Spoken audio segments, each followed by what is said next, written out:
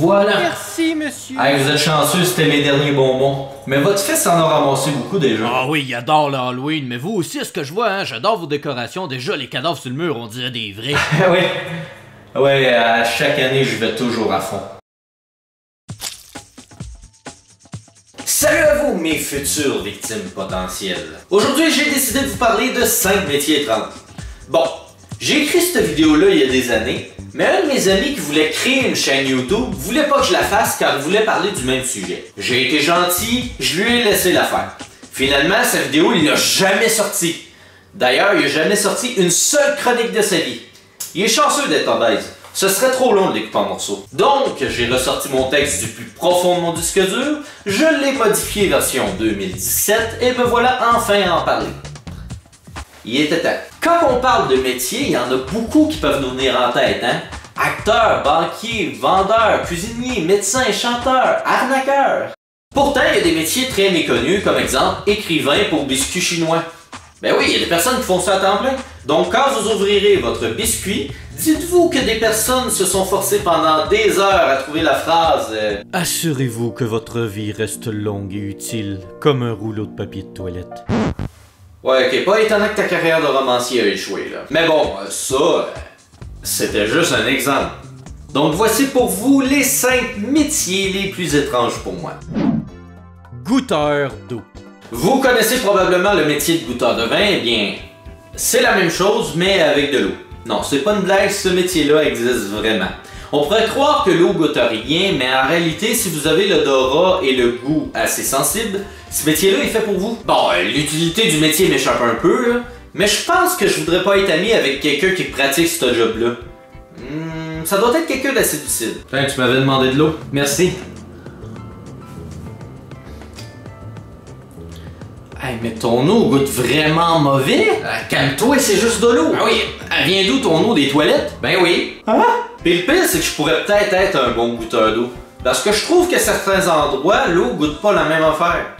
C'est peut-être moi qui est bizarre. Goûteur de nourriture pour animaux. Hashtag Wash. Bon, je veux pas juger, c'est un métier, puis je respecte ceux qui le font parce qu'il doit pas en avoir beaucoup qui veulent le faire. Pis ils peuvent pas ben chialer parce que c'est un métier qui est extrêmement payant. Ouais, seulement c'est quoi leur quotidien? Hey, j'ai faim, tu partages avec moi? Ah, toujours égoïste. Et au moment où j'ai fait mes recherches, il disait bien sûr qu'il fallait toujours avoir un paquet de menthe ou de gomme sur soi pour ce métier-là. Merci, Capitaine Obvious. Faiseur de queue professionnel. Oui, on peut engager quelqu'un pour qu'il fasse la queue à votre place dans une file d'attente. Selon mes recherches, ce métier a été créé en 2012 par un Anglais alors qu'il a décidé de vendre sa place d'attente pour le nouveau iPhone pour pas moins de 236 sterling. Ce qui fait en tout environ 472 $ canadiens. Et depuis, ce même gars-là a créé sa propre entreprise pour faire ce métier-là avec d'autres personnes qu'il a engagées. Alors, qu'est-ce que je pourrais dire à propos de ça? Ah oui! C'est du n'importe quoi qualité or! Non, là, on peut s'entendre qu'il y a des limites à être impatient, là. Tu gaspilles ton argent pour rien, là. À part peut-être pour cette situation-là. Hey, attends une minute, toi. T'es pas détenu? Quoi? Oh non, moi, il y a quelqu'un qui a payé pour que je fasse la file d'attente. Je sais pas pourquoi. Professeur de yoga pour chien. Ça existe des personnes qui habillent leur petit chihuahua ou qui engagent des toiletteurs pour leur petit bichon. Mais de là à payer pour que votre chien fasse du yoga, ça permet à une personne de se sentir mieux en soi, mais un chien c'est toujours heureux peu importe la situation. Même si tu lui enverrais du jus de tomate dans la face, il serait quand même heureux parce qu'il a l'attention qu'il veut. Dans le reportage, ils disent que c'est à cause que les chiens ont trop de stress dans leur vie, mais je suis sceptique. Dites-le moi en commentaire si je me trompe. Puis on peut s'entendre qu'en regardant les photos que c'est pas le chien qui le fait, là. C'est le prof qui le tient, là. Donc, useless. Je pense pas qu'il va finir par faire ce move-là par lui-même. Pousseur de métro. Donc ça, c'est vraiment mon préféré.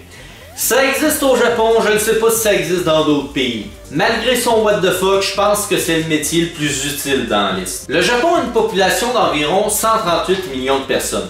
Sur une petite île comme celle-là, on peut s'entendre qu'ils doivent être serrés en maudit. Juste pour vous donner une idée, au Canada, on est environ 38 millions de personnes pour un pays 25 fois plus grand. Il y en a qui chiolent parce qu'on a trop d'immigrants, mais croyez-moi, on a encore de la place. Bref, pour éviter les files d'attente trop longues dans les métros, les pousseurs de train font ça.